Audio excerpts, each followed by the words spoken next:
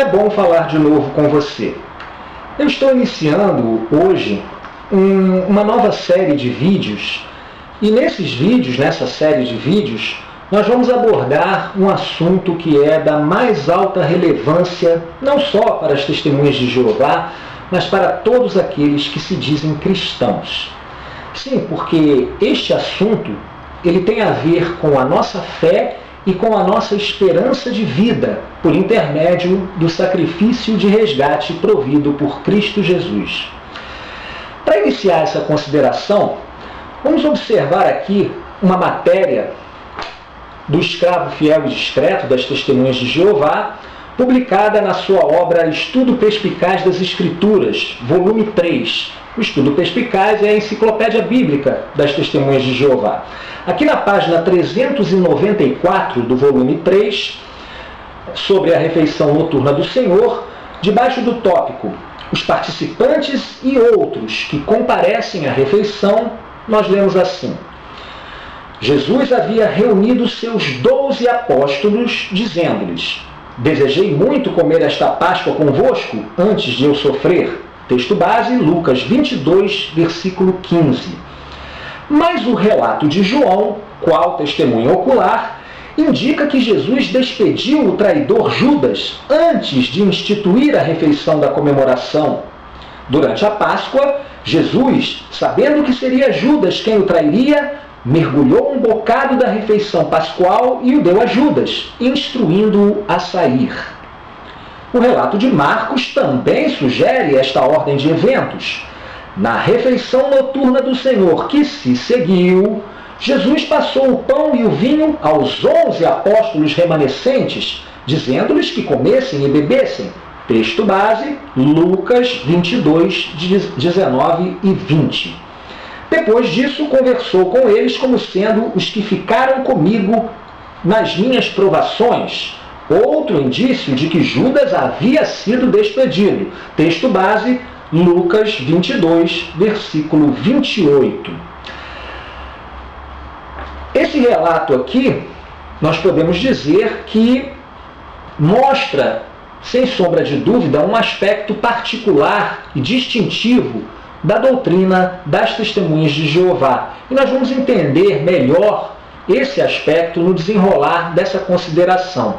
Se nós pegarmos em comparação um artigo da revista Sentinela, que também trata do mesmo assunto, a Sentinela de 1º de março de 1992, na página 19, no parágrafo 12, nós lemos assim: Jesus diz aos 11 fiéis que desejara muito comer aquela Páscoa com eles.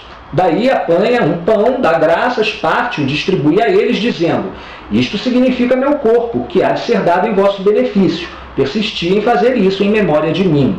Do mesmo modo, passa-lhes um copo de vinho tinto, dizendo: Este copo significa um novo pacto, em virtude do meu sangue, que há de ser derramado em vosso benefício.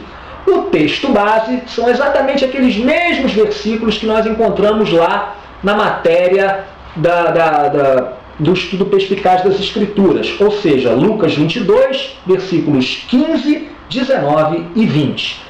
Daí, no final do parágrafo, eles afirmam: os que são introduzidos no novo pacto recebem o completo perdão de pecados.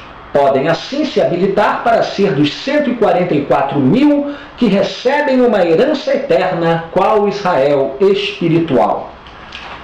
De início, o que nos chama a atenção é que, na matéria do Estudo Perspicaz das Escrituras, nós lemos ali que Jesus disse que desejava muito comer a Páscoa convosco, referindo-se ali aos 12 apóstolos, ou seja, Jesus estaria dizendo isso aos seus 12 apóstolos. E na matéria da Sentinela, que nós acabamos de considerar, Jesus disse essas palavras aos 11 apóstolos remanescentes ou fiéis, não eram mais 12? Então, afinal de contas, são 11 ou são 12 apóstolos que estavam naquele momento em que Jesus dirigiu essas palavras ao grupo? Bom, isso, evidentemente, parece ser um detalhe completamente irrelevante. E, de fato, o é em relação à importância, ao significado da comemoração da refeição noturna do Senhor que Jesus instituiu naquela noite. No entanto, o próprio corpo governante, a liderança das Testemunhas de Jeová, parece fazer uma questão absoluta e dá a esse detalhe uma importância muito grande e fundamental quando passa então a elocubrar uma série de raciocínios para demonstrar que Judas não poderia, em hipótese alguma, estar presente naquele recinto no momento da instituição da refeição noturna do Senhor. Na revista Sentinela, o que a gente percebe é que eles tiram logo Judas da jogada para não ter que dar maiores explicações. Então, até mesmo na Páscoa, Judas já estava fora. E aí eles se omitem de ter que explicar detalhadamente por que Judas não estaria ali, né? Então já tiram logo Judas da jogada, quer dizer, quando Jesus disse que queria comer aquela Páscoa, ele já estava com os 11, não precisa explicar mais nada. Mas, na matéria do estudo perspicaz, em que eles falam que Jesus estava inicialmente com os 12, eles precisam, evidentemente, dar a sua explicação para Judas sair do recinto antes da instituição da refeição noturna do Senhor por parte de Jesus. E daí o que a gente observa, sem esquecer que eles citam sempre como base textos do Evangelho de Lucas, né? Lucas 22:15, quando Jesus diz ali que desejava muito comer essa Páscoa com eles. Depois, ao passar os emblemas, Lucas 22:19-20. Depois, quando Jesus diz que eles eram os que ficaram com ele nas suas provações, Lucas 22:28. Sempre o Evangelho de Lucas servindo como base dessas considerações, né?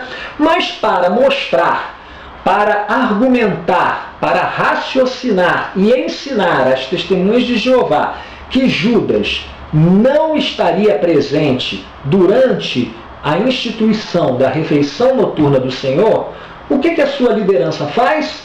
Ela pega contextos diferentes, de evangelhos diferentes, no caso aqui ela cita o de João e também o de Marcos, dizendo então que Judas teria saído, evidentemente, antes da instituição da refeição noturna. Então eles dizem aqui que Jesus despediu o traidor Judas antes de instituir a refeição.